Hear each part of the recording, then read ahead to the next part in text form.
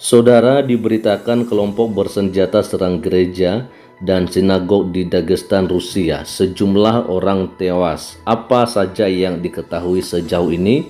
Kita akan coba melihat saja ya. Kalau di Indonesia ada pembubaran ibadah yang sedang berlangsung, ada juga pelarangan ibadah, dan ada penolakan pendirian rumah ibadah. Ini di Rusia malah lebih luar biasa lagi ya. Ada kelompok bersenjata yang menyerang gereja dan juga sinagog.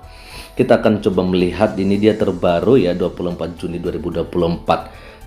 Dikatakan bahwa serangan bersenjata terhadap petugas polisi sejumlah gereja dan sinagog di Dagestan, Republik Kaukasus, Rusia menyebabkan sejumlah orang tewas ya.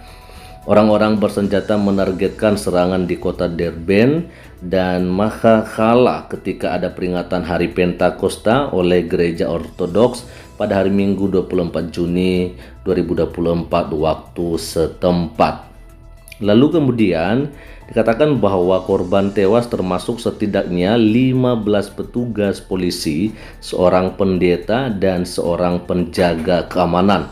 6 orang pelaku penyerangan dilaporkan tewas dan polisi tengah memburu pelaku lainnya. Ada 15 petugas polisi dan ada juga seorang pendeta dan seorang penjaga keamanan menjadi korban daripada serangan yang dilakukan oleh kelompok bersenjata ini, teman-teman ya. Lalu ini tentunya masih belum diketahui sampai sekarang ya, siapa pelaku penyerangan sejauh ini belum teridentifikasi. Namun sebelumnya Dagestan pernah menjadi lokasi sejumlah serangan oleh kelompok-kelompok milisi Islam. Wow, lagi-lagi ya, ini yang menjadi pelakunya adalah dari kelompok-kelompok milisi Islam ya. Nah, sama dengan di Indonesia, yang menjadi juga pelaku daripada pembubaran ibadah di Indonesia itu adalah oknum dari saudara kita yang beragama Islam ya.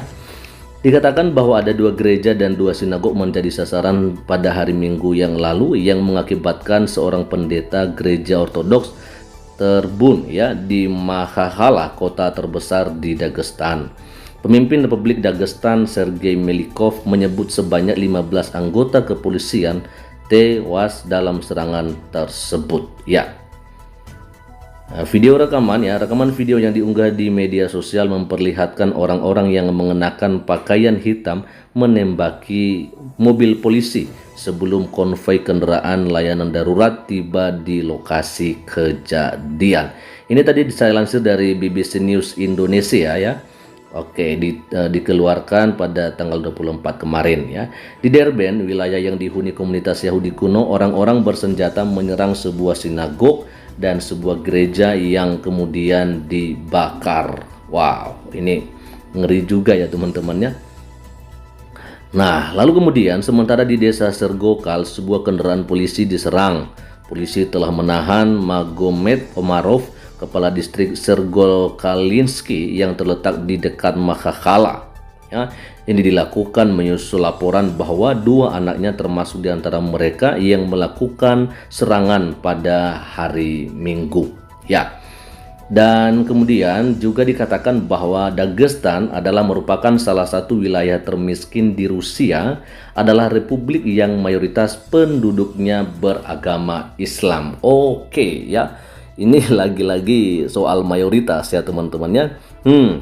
Lalu antara 2007 dan 2017 sebuah organisasi bernama Imarah Kaukasus dan kemudian Imarah Islam Kaukasus melancarkan serangan di Dagestan. Ya, ini lagi-lagi oknum atau kelompok ya melakukan serangan, teman-teman.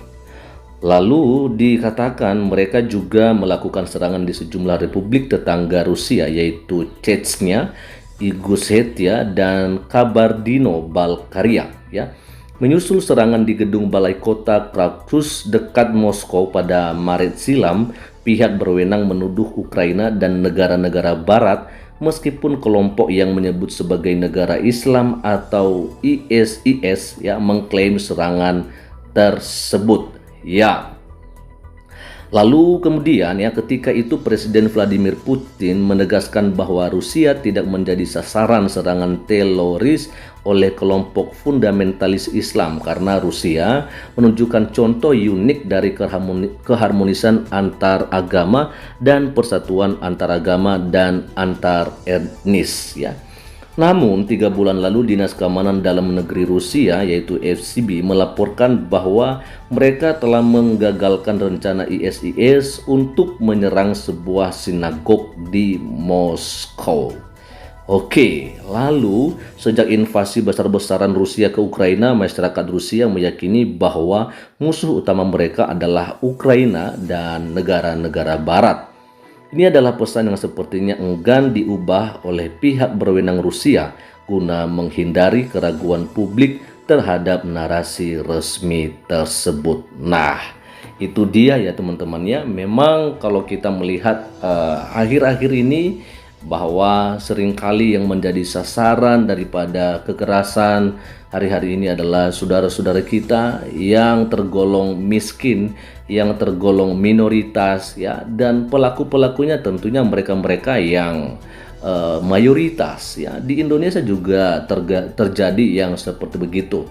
Ya, dan tadi kita melihat di sini dikatakan bahwa siapa pelaku penyerangan sejauh ini belum teridentifikasi memang, namun sebelumnya Dagestan pernah menjadi lokasi sejumlah serangan oleh kelompok-kelompok milisi Islam, ya kan? Nah, ini yang kita sayangkan. Kita akan mendengarkan teman-temannya kalau Islam itu adalah agama yang rahmatan lil alamin, artinya bahwa damai bagi semua bangsa, damai bagi semua kaum, damai bagi semua suku, etnis, damai bagi semua agama. Tetapi yang kita lihat atau yang dipertunjukkan akhir-akhir ini oleh saudara-saudari kita yang beragama Islam ini, justru mereka ini kayak mereka yang selalu aja melakukan kekerasan-kekerasan, apalagi mereka yang mayoritas akhirnya merasa berkuasa, merasa paling dihargai, ya akhirnya mereka melakukan pemerasan, mereka melakukan persekusi terhadap yang minoritas. Teman-teman, memang tidak heran hal ini terjadi, tapi ya itulah ya.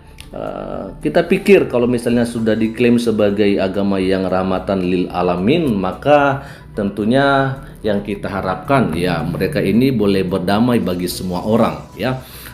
Kita berdoa saja ya teman-temannya, kiranya hal yang seperti ini tidak lagi terjadi di hari-hari yang akan datang ya. Dan kita juga sebagai umat Kristen, orang yang percaya kepada Kristus ya, kita berdoa saja kiranya Tuhan Yesus Kristus yang memberikan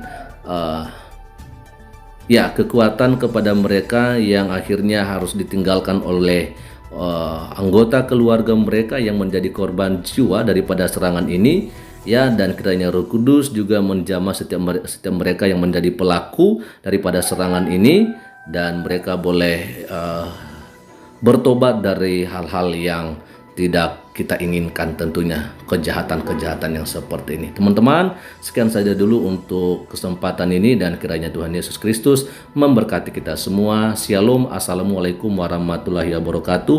Om Swastiastu, Namo Buddhaya, salam kebajikan, dan salam Indonesia cerdas.